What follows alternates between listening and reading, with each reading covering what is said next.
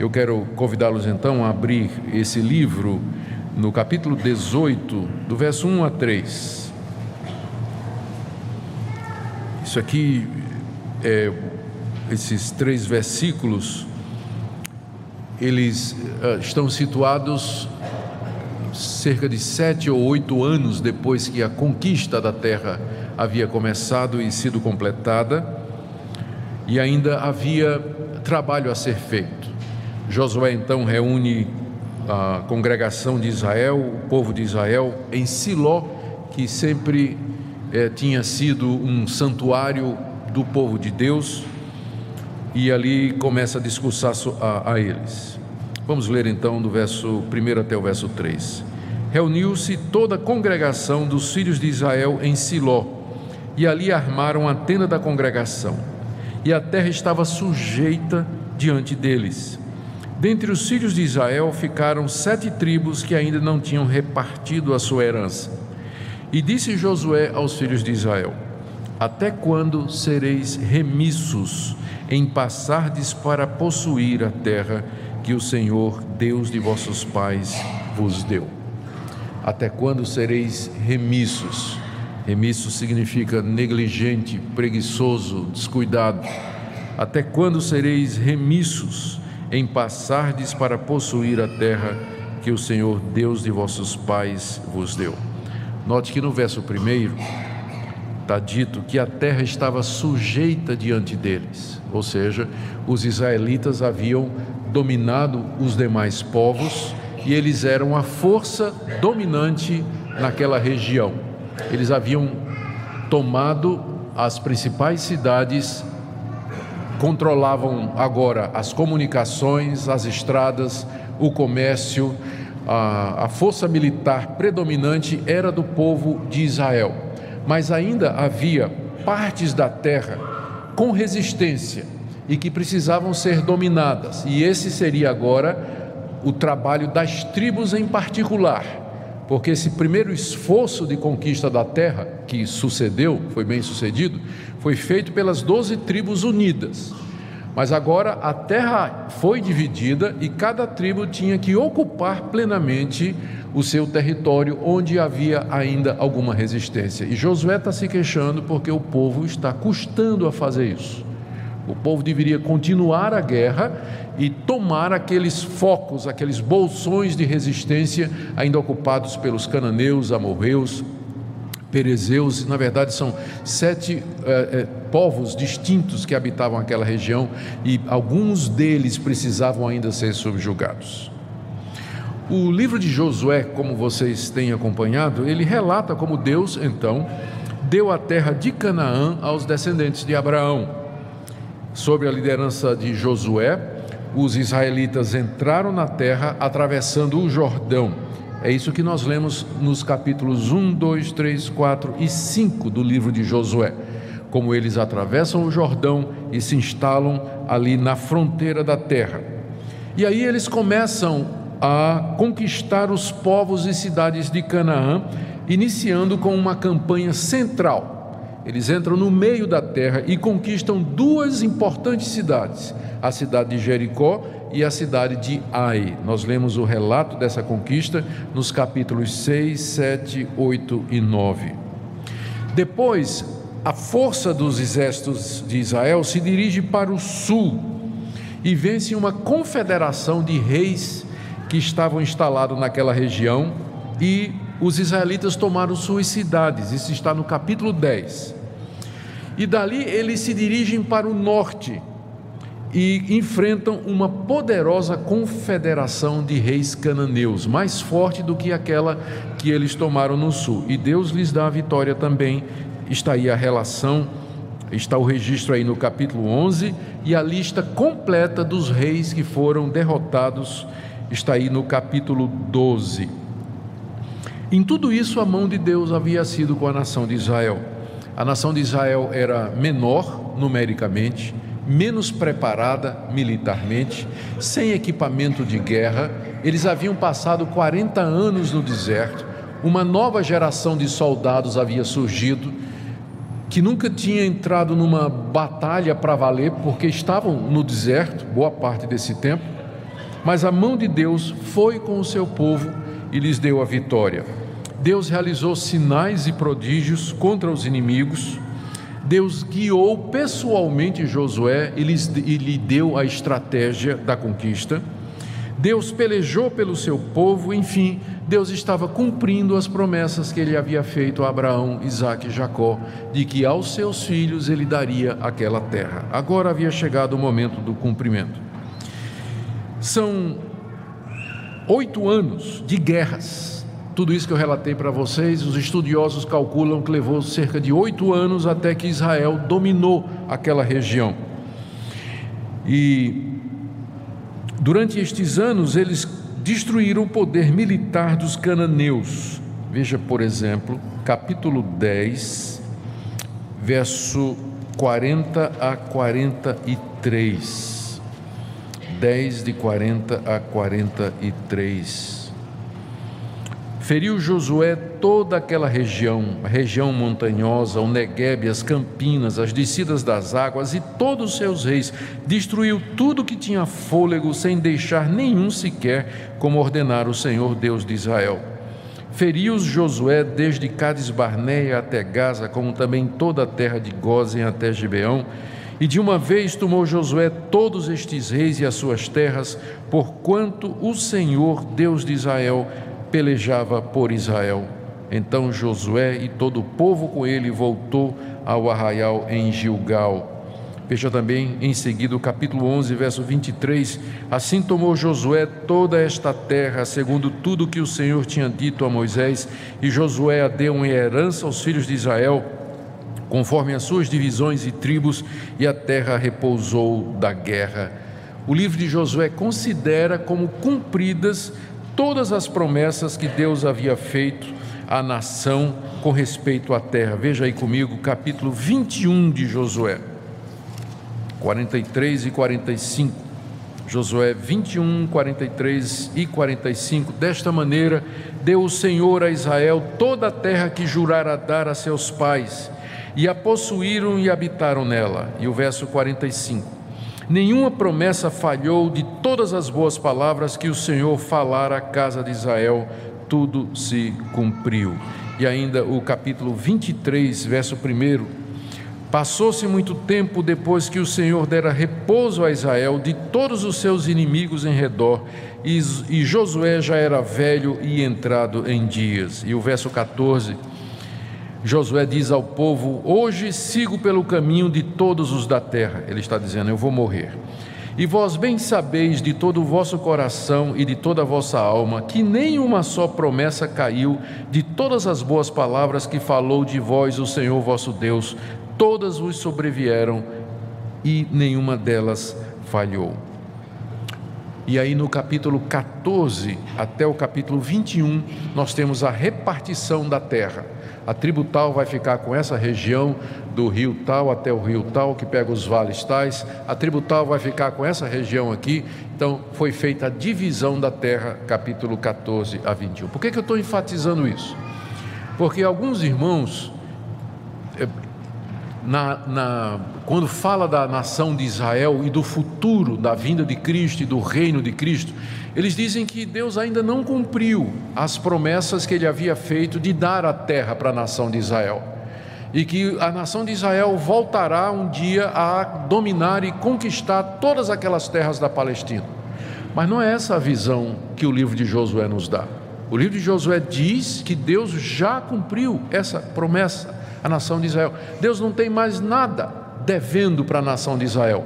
Prometeu a terra, já deu. Prometeu um descendente que seria o Salvador do mundo, já veio também, que foi Jesus Cristo, o Senhor, que ele seria o Rei do Universo, também foi cumprido. Ou seja, não há mais nenhuma promessa de Deus faltando cumprir a nação de Israel, tudo se cumpriu. O povo de Deus hoje são aqueles que em todas as nações, em todo lugar, de todas as tribos, raças e idiomas, professam ou creem em Jesus como seu Salvador, o filho de Davi, o filho de Abraão, o filho de Deus, aquele que veio para nos salvar. Então, esses que creem em Jesus, eles são o único povo de Deus. Deus não tem dois povos, tipo a igreja, feita daqueles que creem em Jesus, e os judeus que até hoje não creem em Jesus. Deus já cumpriu tudo o que havia prometido à nação de Israel. O povo de Deus hoje é a sua igreja, que não está situada geograficamente em nenhum lugar, mas é feita de todos aqueles que em todo lugar professam a fé em Cristo Jesus. Não há mais distinção entre judeu e não judeu, somos todos um pela fé em Cristo Jesus. Deus cumpriu a promessa da terra, de que daria aquela terra para a nação de Israel. Mas agora nós encontramos voltando para o livro de Josué, nós encontramos essa surpreendente declaração de que os israelitas não ocuparam plenamente a terra. Israel não tomou posse daquilo que Deus lhes havia dado com a campanha nacional. Diz aí, por exemplo, no capítulo 13, se você voltar um pouquinho, logo depois da relação dos reis derrotados, no capítulo 13 está dito, verso 1, Josué era idoso, entrado em dias, e o Senhor disse, já estás velho, entrado em dias, e ainda muitíssima terra ficou para se possuir. Esta é a terra ainda não conquistada. E aí vem a relação. Todas as regiões dos filisteus e toda Gesur, aí também no verso 4 ele diz, os aveus também estão em tal lugar, os cananeus, aí vem os amorreus, ainda no verso 5, a terra dos gibleus, e aí vai a relação pelo restante do capítulo 13, na verdade até o verso 13, daqueles bolsões de terra que ainda não haviam sido conquistados pelos israelitas. Josué dá essa tarefa de conquistar aqueles focos às tribos individuais. Recapitulando, eles entraram, as 12 tribos, como um grande exército, tomaram o centro, tomaram o sul, tomaram o norte, dominaram toda aquela região. Ainda tinha muitos focos de resistência. Josué chama as tribos e diz, ainda tem coisa para conquistar, mas agora vai ser o trabalho de vocês individualmente. Tribo tal vai para tal lugar, tribo tal vai para aquele lugar, e vocês vão para esse lugar. Vamos lá, vamos para a guerra. Vocês têm que tomar posse agora daquilo que já é de vocês. Já somos o poder dominante na terra. Deus cumpriu as promessas. Agora vocês têm que se apossar dela. E o povo não foi.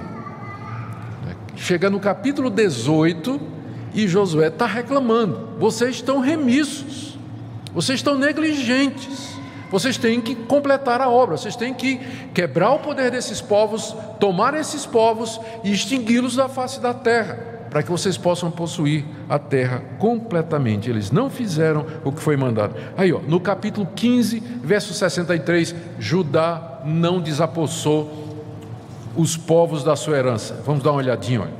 15, verso 63.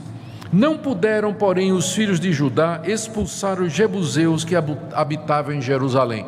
Aquela região de Jerusalém foi dada para a tribo de Judá. Quem morava lá eram os jebuseus. Eles já eram minoria, já eram um poder secundário na terra. Judá tinha que ir e tomar a cidade. Não fizeram. Aí, a tribo de Efraim, capítulo 16, verso 10. Efraim ao sul, 16 verso 10, a tribo de Efraim não expulsaram os cananeus que habitavam em Gezer, assim habitam eles no meio dos efraimitas até o dia de hoje, porém sujeitos a trabalhos forçados. Manassés também falhou. Capítulo 17, de 12 a 13, vai dizer a mesma coisa. Os filhos de Manassés não expulsaram os habitantes daquelas cidades, porque os cananeus persistiam em habitar na terra. E aí a lista continua no livro de Juízes, que é o livro que vem em seguida e que é a continuação. Fala da tribo de Benjamim, Juízes capítulo 1, verso 21. Também não expulsou os moradores da terra. Fala das demais tribos, capítulo 1, de 27 a 36. O que é que aconteceu? Eles preferiram, em vez de destruir os cananeus, subjugar os cananeus, ou fazer aliança com aqueles povos, ou então usá-los como escravos, em vez de exterminá-los como Deus havia mandado. A causa para isso, para que eles não estavam cumprindo o que Deus tinha dito, talvez eles estavam cansados da guerra, eram 8 anos de campanha militar, isso é muita coisa. Talvez eles estavam satisfeitos com a terra que já tinham conquistado e também tinha muita coisa que fazer. Eles tinham que construir casas, plantar vinhas e, enfim, estabelecer os seus negócios, ou talvez se sentissem seguros e fortes. Eles já haviam dominado a terra, então ainda tinha inimigos lá, mas a conquista já havia acontecido. O fato é que eles não cumpriram. O resultado da falta de disposição para que eles completassem a conquista viria décadas depois. Essa desobediência do povo de Israel em ir até o fim e completar aquilo que Deus havia mandado, essa procrastinação, essa displicência teria resultados a longo prazo, médio e longo prazo, porque olha o que diz a Escritura. No livro de Juízes, que vem em seguida ao livro de Josué, diz que os cananeus voltaram a se fortalecer. Como Israel demorou em destruí-los, eles foram se reorganizando, foram se armando. Quando chega no livro de Juízes, eles já são um poder grande outra vez na terra.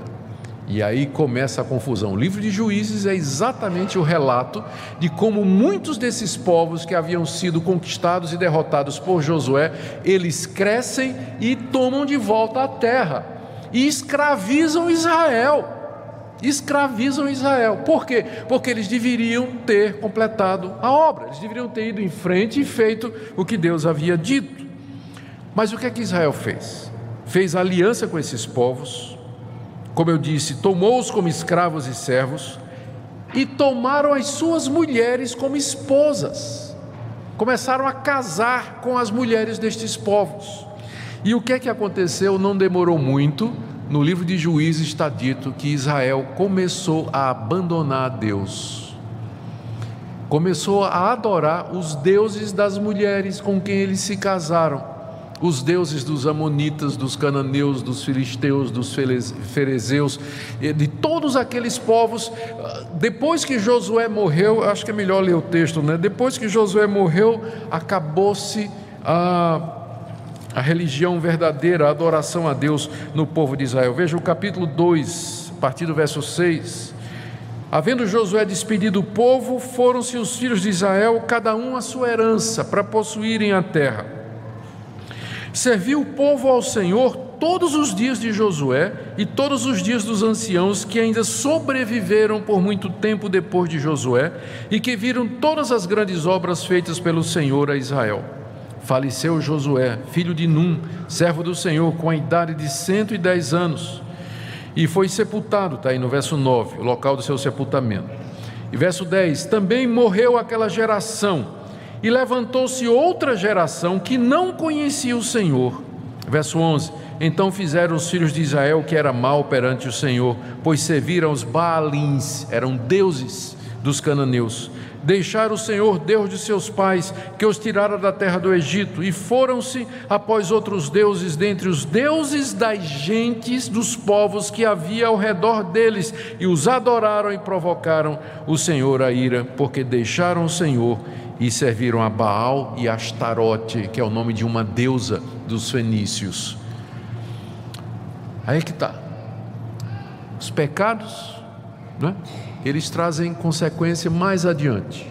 A gente deixa de fazer o que é certo, deixa de obedecer a Deus, pensa que está tudo bem, lá na frente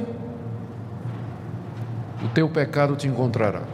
O livro de Juízes relata então como aquilo que deveria ser a terra de Israel agora é uma terra de ninguém, é zona de guerra. Os inimigos se levantam, vêm contra, e o que é pior, o povo de Israel está enfraquecido porque deixou a Deus e começou a adorar aqueles povos. Baal, Astarote, Renfã, Milcom, a relação dos deuses é muito grande. E aconteceu aquilo que Moisés tinha dito. Moisés tinha dito lá no livro de Êxodo, capítulo 23, avisando o povo: quando vocês entrarem na terra, vocês não vão fazer aliança com esse povo, vocês vão exterminar esse povo, porque esse povo vai corromper vocês, esse povo vai destruir a sua devoção a Deus. Vocês têm que fazer o que nós estamos dizendo. às vezes não, muita gente fica assim, mas puxa, a ordem de Deus foi tão cruel, não é, para destruir todos aqueles povos, mas havia um objetivo. Primeiro, o juízo de Deus sobre aquelas nações idólatras. Aí diz assim, mas Deus mandou matar até as crianças. Eles mesmos matavam. A religião daqueles povos incluía sacrificar o filho mais velho. Eles tomavam o primeiro filho e matavam no altar de Baal. Deus mandou exterminar tudo aquilo, aquela desgraça, aquela imoralidade que havia na terra. Mas além do juízo de Deus sobre aqueles povos, mas Deus também queria proteger o seu próprio povo quando Ele deu aquela lei, aquela ordem. O resultado da desobediência foi essa daí. Os cananeus voltaram a se fortalecer. E aconteceu aquilo que Moisés havia dito: se vocês não destruírem estes povos, eles serão como laço para vocês, serão armadilha para vocês, e vocês sofrerão todos os dias da sua vida. E foi o que aconteceu. Meus queridos, por que essa falha do livro de Israel, do povo de Israel, ficou registrada? O livro de Josué podia terminar tão bem, não é, com aquela vitória e todo mundo louvando a Deus e regozijando, a terra é nossa, Deus cumpriu a promessa. Vocês lembrem que a Bíblia, porque é o livro de Deus, ela não esconde os defeitos, as falhas e os pecados do povo de Deus. A Bíblia não apresenta uma visão romântica da realidade e da humanidade. Ao contrário, ela expõe mesmo o pecado, o erro, as falhas dos maiores heróis da história bíblica. Exatamente porque a Bíblia não foi um livro composto por homens para criar uma religião, para enganar os outros. Tipo assim, se eu fosse criar uma religião, eu ia dizer alguma coisa do tipo assim: olha, minha religião é maravilhosa, Deus vai lhe abençoar, você vai ser feliz, você vai alcançar a felicidade, tudo vai ser maravilhoso na sua vida, venha para a minha religião. Não é assim que os falsos profetas fazem? Mas exatamente porque o cristianismo, como nós encontramos revelado aqui, ele não é de origem humana, mas divina, é que ele não afaga o nosso ego, ele não traz perspectivas ilusórias sobre o meu estado e sobre o estado do povo de Deus, mas diz com clareza a realidade de desobediência, pecado, de rebelião, de deixar de fazer o que é certo, exatamente porque é Deus que está falando conosco, não foi inventado por homens, não é fruto da imaginação humana, mas revelação do Deus que nos fez e que nos conhece muito bem. Então, por que essa desgraça ela fica registrada aqui? Sem dúvida, o primeiro objetivo é para mostrar a razão pela qual, séculos depois, Deus expulsou o povo da terra. Séculos depois disso aqui, Deus mandou os babilônicos, primeiro os assírios vieram, desculpem, minha cabeça está misturada, né? E depois vieram os babilônicos, primeiro para o reino do norte e depois para o reino do sul. E eles levaram o povo de Deus, expulsaram Israel daquela terra que Josué havia dado com tanto esforço. Mas por que eles foram expulsos de lá? Porque séculos antes eles deixaram de fazer a vontade de Deus. E aquilo foi crescendo, foi alimentando, foi fortalecendo, até que chegou um momento que o próprio Deus diz: vocês agora não vão ficar mais aqui, porque vocês são idólatras, vocês estão todos envolvidos com a idolatria, vocês me abandonaram, fora. E Deus os colocou para fora. Então, é por isso que está registrado essa falha da nação de Israel. Tudo começa aí, na época de Josué, com essa relutância e indisposição para obedecer a Deus plenamente. Eles deixaram o trabalho pela metade, desobedeceram a Deus. Agora, o que é que isso tem a ver conosco hoje? Eu trouxe algumas lições para nós, algumas aplicações para nós aqui. Lembrando que nós entendemos que toda a Bíblia é a palavra de Deus e que as suas histórias, os seus registros, eles têm aplicação para nós, povo de Deus de todas as épocas. Que lições nós podemos tirar disso? Primeiro, nós já mostramos, ou já mencionamos, a profundidade da corrupção do coração humano. Irmãos, pensem bem no pecado da nação de Israel. Primeiro, os privilégios que eles tiveram. Esse povo atravessou o rio Jordão a pé enxuto. Eles viram as muralhas cair diante deles. Deus troveja do céu com grandes pedras que caem do céu e esmagam os amorreus em uma batalha gloriosa que parecia perdida. Josué ora e o sol para, enquanto o povo de Israel consuma a vitória sobre os inimigos. Esse povo viu todo o poder de Deus, viu a glória de Deus de uma forma que nós não vamos ver. Eles viram isso, estes sinais e prodígios extraordinários que aconteceram diante dele. Eles viram que Deus lhes deu a vitória sobre inimigos maiores e mais poderosos, destruíram povos pagãos, tomaram suas cidades, se apossaram das suas vinhas. Porém, eles não creram em Deus. Eles não creram em Deus. Eles desobedeceram a ordem expressa de Deus e abandonaram a Deus pelos deuses que eles mesmos haviam derrotado. É isso que mais causa assim, mas como é que é possível? Eles derrotaram aqueles povos que acreditavam naqueles deuses, né? E num certo sentido mostrando que o nosso Deus é superior, é maior. E depois de ter conquistado, eles tomam aqueles deuses daqueles povos que eles haviam derrotado e dizem: vocês são os nossos deuses, nós queremos agora adorar vocês. Você entende isso?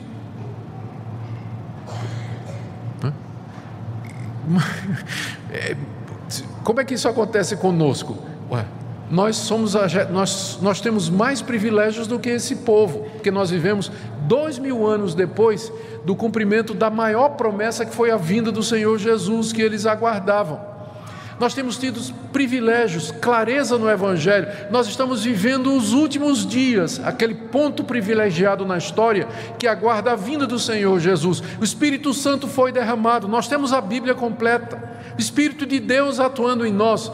Nós temos a presença do Senhor Jesus ressurreto entre nós. Nós temos muitos privilégios, mas o que nós fazemos? Apesar de toda essa luz, apesar de toda essa graça que Deus nos deu, de toda essa misericórdia que Deus nos deu, nós somos relutantes, remissos, preguiçosos para obedecer a Deus. E o que é pior, nós às vezes vamos adorar deuses que Deus já destruiu na nossa vida. Nós vamos adorar coisas que Deus já disse que são falsas, são vaidade. Então, queridos, quão corrupto é o nosso coração. E Deus tem muito trabalho todo dia para nos mostrar isso, não é? Porque a tendência do nosso coração é se iludir, de nós nos iludirmos, de pensarmos que nós somos alguma coisa ou que podemos alguma coisa. É necessário que Deus diariamente nos convença e nos mostre a profundidade da depravação do nosso coração e o quanto nós precisamos de Jesus Cristo e do poder do Espírito Santo e da palavra de Deus para nos manter no caminho da obediência. Segunda lição que eu queria tirar aqui, a primeira foi a depravação do nosso coração, a segunda é essa: é que quando Deus nos dá uma ordem, quando Ele nos dá advertências, avisos e orientações, é porque Ele nos ama, é para o nosso próprio bem. As pessoas reagem negativamente diante das exigências de Deus, ou diante das ordens de Deus. Pessoas que acham que as leis dele são muito duras ou muito severas. Mas o ponto é que quando Deus coloca uma cerca, não é que o alvo dele não é limitar a sua liberdade, mas é porque se você pular a cerca, do outro lado tem um abismo, onde você vai cair. Então aquela cerca, na verdade, é para a sua proteção, é porque Ele lhe ama, os mandamentos dele, as exigências dele. Você toma, por exemplo, a área do casamento. As pessoas consideram muito duro, especialmente quando chega naquela parte de divórcio, né? Que Deus diz assim: olha, separou, mas segundo o casamento, só se o primeiro foi dissolvido por adultério, houve o abandono da parte descrente. Qualquer outro motivo, se casar de novo, comete adultério. Mas isso é muito duro, porque eu quero ser feliz, eu tenho o direito de ser... Como é que é isso aí? Mas isso é proteção de Deus, gente. porque Deus está protegendo. Não é que Deus é injusto ou cruel, né? Na verdade, aquela cerca é para proteger você. Ou quando Ele passa regras para os filhos com relação à obediência aos seus pais, ou quando passa regras na conduta dos jovens com relação a sexo antes do casamento, ou para nós com relação ao uso do dinheiro.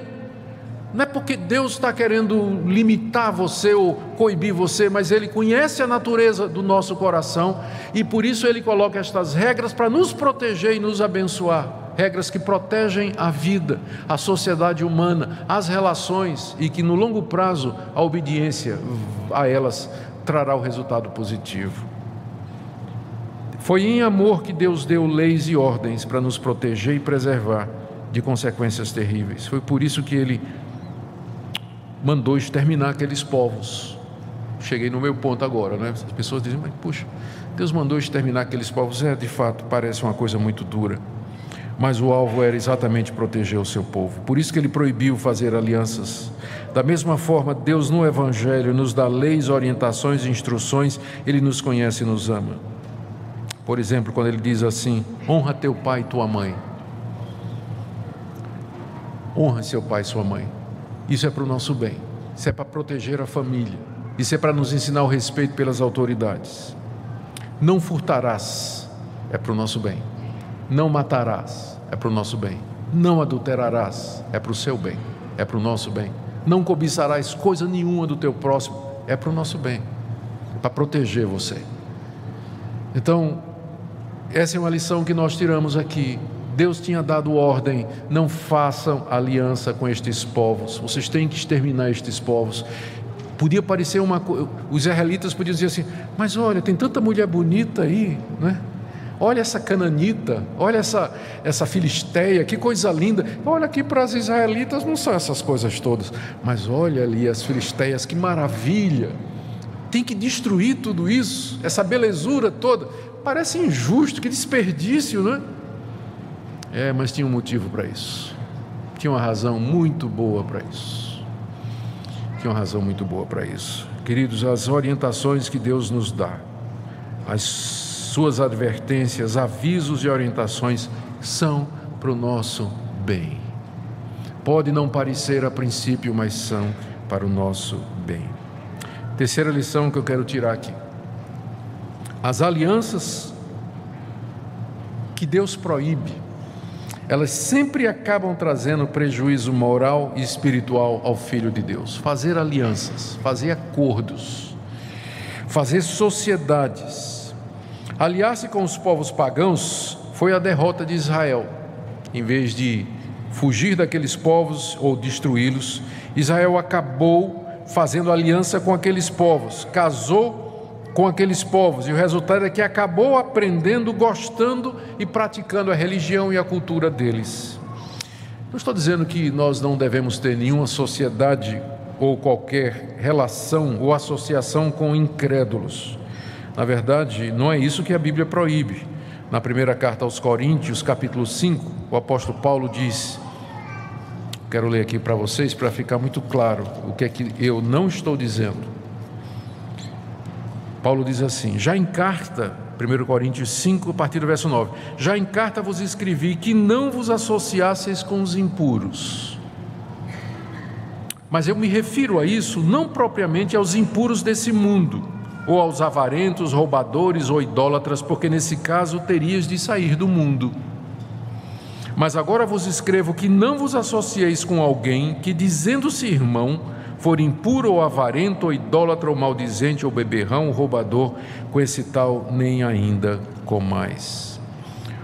O que a palavra de Deus nos proíbe é entrar em associações com incrédulos ou hipócritas, porque com certeza a corda vai arrebentar no lado mais fraco, que é do cristão. Todas as associações que a igreja ou os cristãos têm feito com o mundo, sempre ele acaba sendo corrompido. Por isso a Bíblia não recomenda associação com os hipócritas, aqueles que dizem que são cristãos, mas levam uma vida de incrédulo, e foi o que eu acabei de ler. receber e acatar falsos profetas, 2 Coríntios capítulo 6 e 7, não vos ponhais em julgo desigual com os incrédulos, a referência ali aos falsos profetas que estavam entrando na igreja de Corinto. E Paulo pergunta qual é a relação que tem entre luz e trevas, ou seja, não queiram nada com gente que venha trazer uma doutrina que é diferente da palavra de Deus, exatamente porque ela vai corromper. E lá em 1 Coríntios 15, 33, o apóstolo Paulo diz: vocês não sabem que as más companhias, as más conversações corrompem os bons costumes. Ou seja, a palavra de Deus adverte os cristãos: fuja da tentação. Fuja de qualquer coisa que vai dar ocasião ao pecado. Foi isso que ele disse à nação de Israel: não faça aliança com estas nações. Ele continua a nos dizer hoje, a termos cuidado com as nossas associações, com quem você anda, com quem você casa, com quem você faz negócio, tipo sociedades. A Bíblia nos adverte sobre isso. Com quem você namora. Não é? Faltou isso aí, que é tão importante. Com quem você namora. E o último ponto aqui que eu queria tirar como lição para nós, é que é uma lição muito ensinada na Bíblia, e a gente precisa repeti-la, é que pequenos pecados, eles levam a maiores. Aquela falta dos filhos de Israel podia parecer uma coisa pequena à luz do que eles já haviam feito. Eles haviam conquistado a terra, a campanha nacional tinha tido sucesso. Não é? Mas agora é que tinha um foco aqui de amorreu, outro foco ali de filisteus, os jebuseus estavam num valezinho escondido lá nas montanhas. Vamos deixando, são povos pequenos, são tribos isoladas, não é? Já a vitória já é nossa. Foram deixando. E o resultado é que mais adiante esses focos, né, eles foram infeccionando a terra, infectando a terra, né? E daqui a pouco já era um povo numeroso que veio. Pequenos pecados, eles são a derrota de muitos cristãos hoje. A gente fica assim, cabelo em pé com os grandes pecados, não é? Adultério, roubo, desonestidade, bateu na mulher, todo mundo fica assim. Mas a queda de muita gente, na verdade, começa com pequenos pecados. Pecados que são pequenos. Os pequenos pecados abrem porta para outros maiores. Uma técnica dos assaltantes é, quando chega numa residência, é levar um molequinho, um de menor, não é? Magrinho, porque ele consegue penetrar nas frestas, entra na casa e abre a porta para o ladrão grandão entrar, né? Pecado pequeno é assim, pequenos pecados, você deixa na sua vida, ele entra e destranca a porta do seu coração para pecados maiores entrar. Exatamente como aconteceu lá na nação de Israel. Eles trazem consequência a longo prazo e destroem pela multiplicação. Porque eles são pequenos, a gente comete com mais frequência. Grandão não, pecado grande a gente fica assim. Mas o pecado pequeno, porque é pequeno, a gente comete com mais frequência. Quando Sansão quis destruir a seara dos filisteus, lembra a história do livro de Juízes? Ele pegou 300 raposinhas, colocou um tição de fogo no rabo das raposas e soltou na seara dos filisteus. Uma raposa só não faria mal nenhum, mas 300 com o rabo pegando fogo tocou o maior incêndio na seara dos filisteus. Então, o problema do pequeno pecado é que ele nunca vem sozinho, ele vem em bando. Você fica cometendo ele com frequência, exatamente o que você diz, é pequeno, né? Ninguém liga, Deus não liga para isso, é uma coisa pequena, e o resultado é que eles se multiplicam e destroem a seara. É assim que eles fazem. Eu termino então, meus irmãos, diante desse texto, dessa lição que o livro de Josué nos dá e que termina com ela. Primeiro, uma palavra aqui aos irmãos que estão demorando em obedecer a Deus. Eu sei como é isso de procrastinar, de ser remisso. Até quando você vai ser remisso em obedecer a Deus? Você já sabe a vontade de Deus, você sabe o que precisa ser feito, mas você vem demorando, você vem deixando o tempo passar, e quanto mais você demora, mais a dificuldade vai crescendo, mais difícil vai vai ser você se desfazer, os laços vão se apertando, as raízes vão penetrando, e arrancar aquela árvore depois vai ser muito mais difícil. Agora ainda é um arbusto, ainda é um mato que você pode com a mão arrancar, mas à medida que o tempo passa vai virar uma grande árvore, e uma árvore grossa você não corta num dia. Então, querido irmão, se você já sabe o que tem que fazer, não seja remisso, não deixe o tempo passar, faz enquanto pode, enquanto Deus lhe dá a oportunidade, porque senão mais adiante vai acontecer o que aconteceu aqui,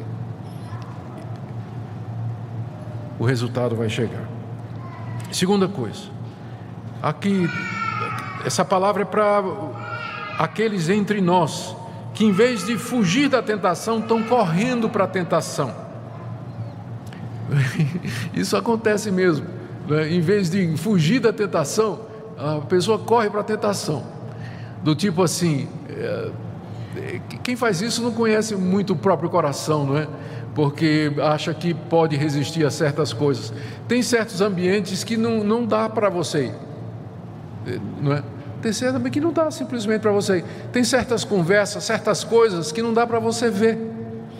Tem certas amizades que não dá para você manter. Você simplesmente não aguenta. A influência vai ser grande. E você devia não somente fugir do pecado, mas de tudo aquilo que leva ao pecado. Fazer o que Deus mandou que os filhos de Israel fizessem. Não façam acordo com isso. Pessoal, fuja da tentação. Fuja da tentação. O espírito está pronto, mas a carne é fraca.